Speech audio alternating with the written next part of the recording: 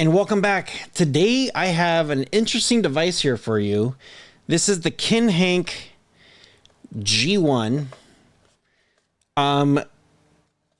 Google certified, Netflix certified, S905X4J Amlogic chipset. We got some power here. We got an interesting video for you guys today. If you guys are brand new to the channel, consider subscribing it, and if you're a returning subscriber, welcome back. I try to get you guys here all the latest and greatest stuff. Wanted to push this video out for you guys so that way you guys could see it. If you go to my Rohas Streaming Tech channel, I have a detailed video of how this thing looks like. Out the box, it is not updated.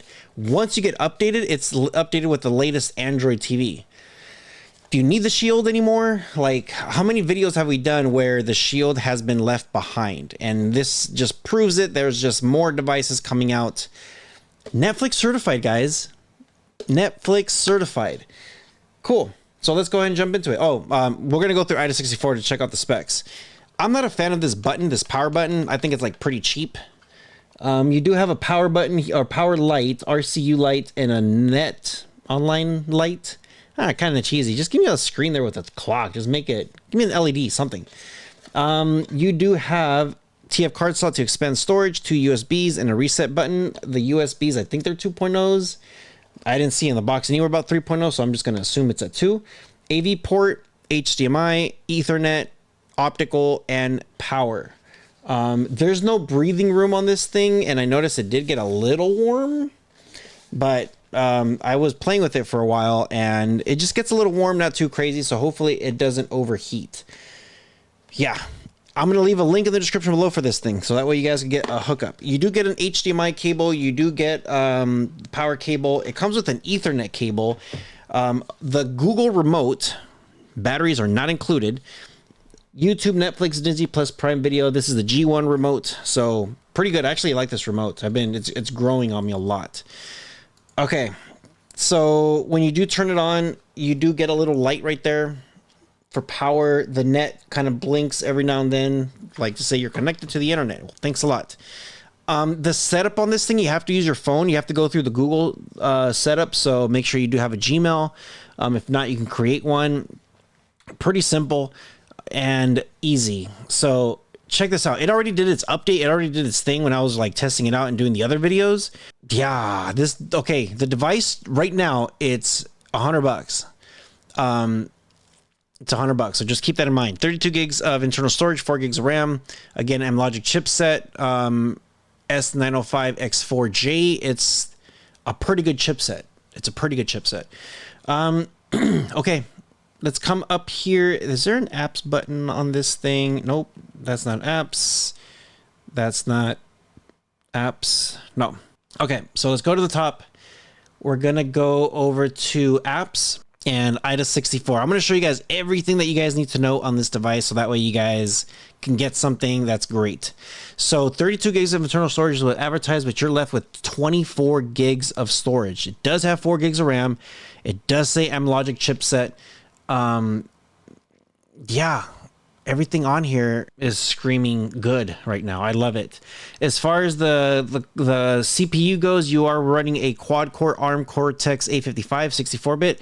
Not that bad. Looks like it's running pretty solid.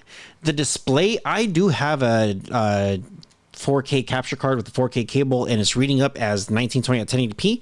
So it's not giving you that 4K quality. Or the display, at least the screen resolution. I kind of wish it did, but it didn't. So GPU Mali G31, not bad.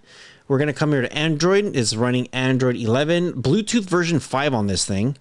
And then here, wait till you see this codecs. This is awesome. I love it. So you got C2 encoder and OMX decoder, and also C2 encoder and OMX encoder. And you have that for LATM, 3GPP, AMR, FLOC, ALA, MLAW, MPEG, Opus, RAW, Vorbis, everything you got there. You also have these. This is some specific ones from Amlogic. AC3, DTS HD. So you got some good surround. EAC3, FF MPEG, and MPEG L2. Great stuff right there. When it comes to video. You have Logic Awesomes, VP9, AV01, AVC. You also have 3 different Dolby Visions for DVHE, DVAV, and DAV1. It's crazy.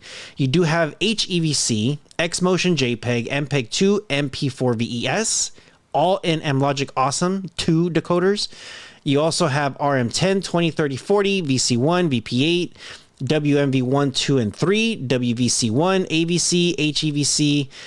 You got your AVC H264, 3GBP, H263. You got your standard HEVC, MP4 VES, VP8, VP9s. You have everything that you're going to want on this thing. This thing has so much power. It's insane. People are going to ask, there is a version, a mobile version for Netflix. When you do open it up, this is not it. This is your standard 4K Netflix. And you can tell. I don't have an air mouse. Everything just works great. Okay, YouTube.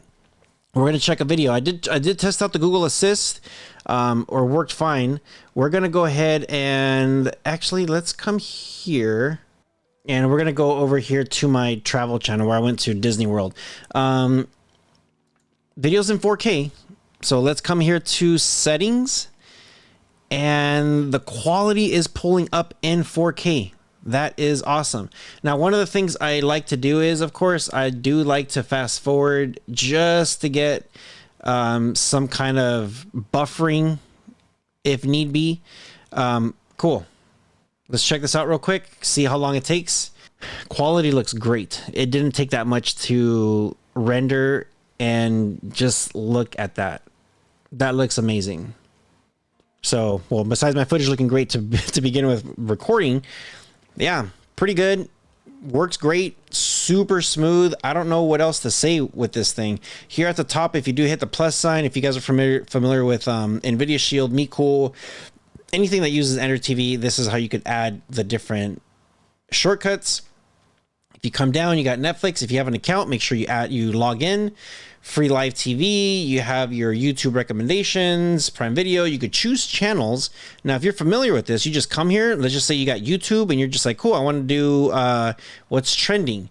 Notice how it just popped up over there, and if I click it away, it'll go away. Easy. Super, super easy. Let's come up here to the top, and we're going to come here. You got your live stuff. This is Google TV. You got your shop. You could shop, rent movies, buy movies, whatever you need to. Discover with all the different apps here. You could do that. And then the apps that you have already downloaded. Now, when it comes to settings, super important, a couple things here, depending on what you want to do. You want to go to device preference, about, come all the way down to Android TV OS build, and click on this 7 times. Once you do, mine already says you're a developer. It's going to say you're a developer. Hit the back button once, and then developer options is right here. And then you can start doing some stuff. There's USB debugging if you need it.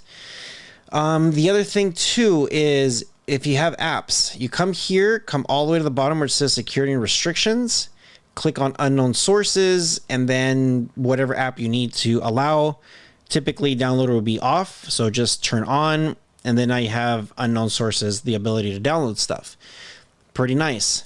You do have your device preferences. So if you come here to display and sound, screen resolution, you could set that up. See, it says 4K at 59 Hertz. Cool. HDR priority, Dolby Vision.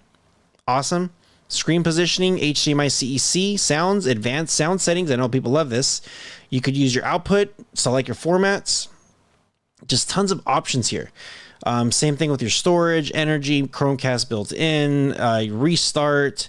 I think you could even reset the whole thing here somewhere if you go to about and then factory reset. System updates also right here within your about. It's going to check. It already has updated, so you should be good to go.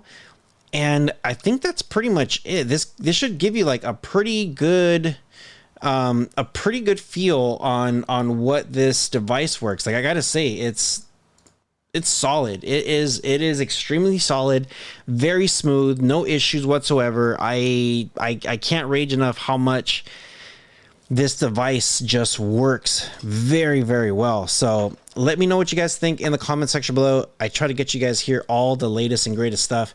Yeah, it's pretty good. I'm actually surprised. I didn't have any issues going through it. Like, it was just smooth.